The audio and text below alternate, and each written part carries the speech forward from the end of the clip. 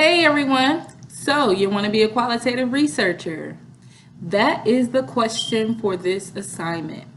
So, this activity focuses on becoming a qualitative researcher. We were instructed to read the list of qualities it takes to be a qualitative researcher, and then discuss what qualities come easy and then what qualities are most difficult.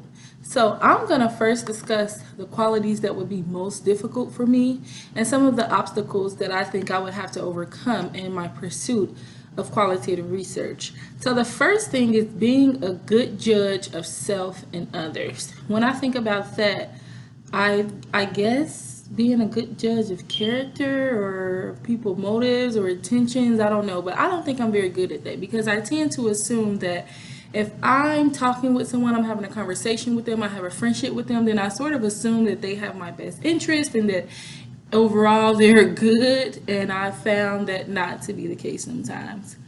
Another thing would be recognizing the complexities and challenges. So based on what we've read throughout the week, I recognize some of those complexities and challenges. So my thing would be overcoming those things. So for example, I could identify so much with the group that I may tend to ignore another group, and I don't want to do that. Also, I don't want to generalize because I want something good to happen and it may not be the case.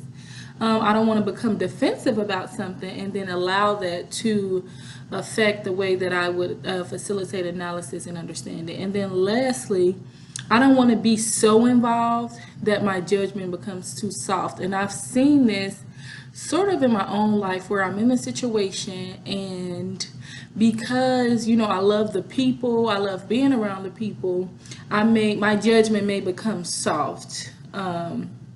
So things I may have spoken up for before, I may still speak up about it, but in a very softer way. Okay, so these are some of the things that come easy to me and why I would want to be a qualitative researcher. I'm very interested in people and I'm empathetic toward them. So much so that I love documentaries about things that go on in other countries, even things that go on right here in America that are not as talked about. I love to experience those things through documentaries and then hopefully be able to be a part of the change.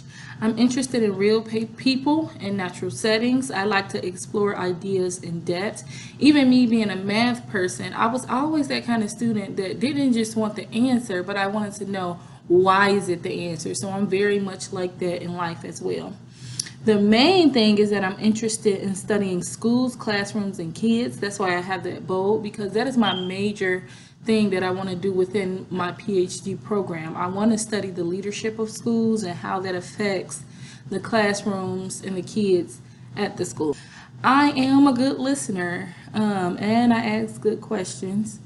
I see value in going beyond facts and tables, and that's because every data point is representing different things, I believe. Like you may be studying test scores, right? But there's so many other things that went into those test scores that's not being accounted for if you only look at the numbers.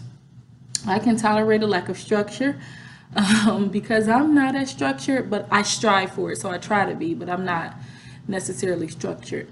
I'm willing to deal with ambiguity, but at the same time, I feel that may be difficult as well, because while I'm not as structured as a person, I love to work within something that's structured, if that makes sense. Like I love to have a rubric to follow or something to go by, while at the same time, it doesn't always have to be like that. So that may actually be sort of a struggle with me, but I'm willing to deal with it. I'm very open to new ideas. My husband and I travel, or just travel around where we live a lot, and I'm always looking for new ways to get to the same spot. So like if we're going to church, I always want to see, does that road lead to church, or does this road lead to church? Whereas my husband, he's straightforward. He's like, this is the way, we know the way, we need to go this way. Whereas me, I'm like, let's find new roads to the place we're trying to arrive to. I like to write, And I realized research is more than hypothesis testing and numbers, sort of like what I just said before. Even though we may have a number, that number represents so many things that have so many other factors that's going into that. And so that is my response. So those are some of the strengths that I think I may have and some of the struggles as well. I look forward to reading you guys' and watching you guys' videos. Have a great day.